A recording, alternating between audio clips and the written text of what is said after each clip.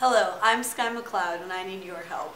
Other needs include saying something super interesting in the next 20 seconds before you go back to your regular scheduled internet browsing. I figure you might find quirky stories super interesting, so let me tell you mine. Who is Sky McLeod?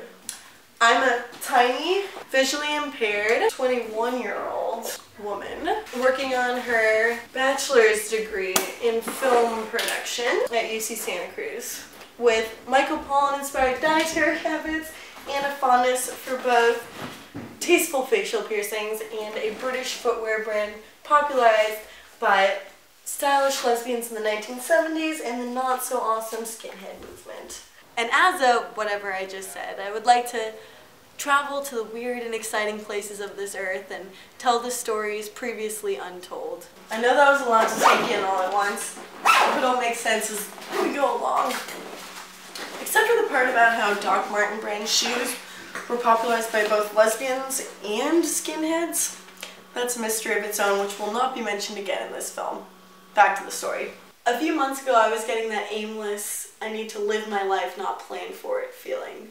Then after spending many sleepless nights trying to memorize all 196 countries of the world, I decided it was time for a change. I was glad I could spot a country like Honduras on a blank map here, but it was time to start planning beyond the realm of my room. In retrospect, this race to plan for the future may have been the result of a low-level quarter-life crisis. Though it only took one fateful Google search for all thoughts of blank maps and aimlessness to be gone, and in their place came a program called Actuality Media.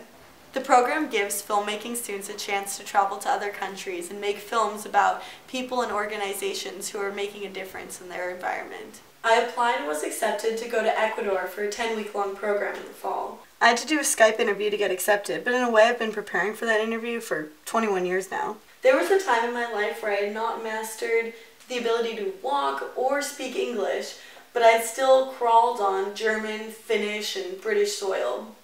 A sense of adventure might be something you pick up over time, but I started early. When I started to talk with my dad. He taught me to think critically and look for patterns in everything I saw. My family was weird. When I was 7, dinner conversations were more likely to be about the socio-political implications of Hayao Miyazaki's Princess Mononoke than they were to be about whatever normal families talk about at the dinner table. I was about 10 when I realized telling stories through the moving image was going to be what I would happily do with the rest of my life. That was 11 years ago now, and my passion has only grown with every passing year. At 10, I had already picked up a camera, but for the past 11 years since my realization, I've barely put the camera down. Though as I started exploring my interest in film, I became less interested in the stories we hear every day in the States and more interested in the stories untold. But I didn't know how to tell those stories unless I ventured out of my little Californian bubble. I went on a month-long backpacking trip with friends, which in the end turned into a 2-month-long trip of me exploring on my own. Went to over 10 countries, went to places I didn't know existed, met people from around the world who became lifelong friends, got stuck in sticky situations, got lost in foreign countries where I didn't speak the language, and overall treasured every single second of it. Filmmaking and traveling are my happy places and my natural dispositions. Which is going to make the next thing I tell you sound a little weird. If you listened closely earlier, I said I was visually impaired. I have a genetic disease in my retina. You know the retina, that thing that does most of the seeing stuff. The disease usually affects people in their 80s, but the version that affects kids like me is rare, like 1 in 10,000 rare.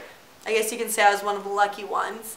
It will never make me fully blind, but as time goes by, things get blurrier and blurrier. I started going blind when I was 4 or 5 years old, but I wasn't diagnosed for another 10 years, and spent those 10 years going blind in silence while eye specialists told my parents that I just wanted glasses. Being visually impaired my whole life has been a roller coaster ride. I might not see everything in the conventional sensory way, but I see the little things that are hiding underneath what the rest of the sighted world can't see past. I've been discriminated against by not being able to get a entry-level job at a fast food restaurant because I couldn't read the little orders written on a screen. But that doesn't mean I can't pick up a camera and film the world through my fading eyes and show people what they don't get to see. That's why I want to travel and tell the stories untold. When I was young and I went to the movie theater or turned on the TV, I didn't see the young girl navigating through her surroundings while she loses her sight. Everyone deserves to find their stories written on the screens all around us. Everyone deserves to have their stories out there, and I want to make that happen. I had to be that strong young girl losing my vision with no one to guide me and no one to learn from. Now that I've told you my story, I hope you can help me tell someone else's. This internship is a dream job for me, but it's not about me. It's about the people whose voices don't get heard, and it's about giving them the microphone. Help me go to Ecuador.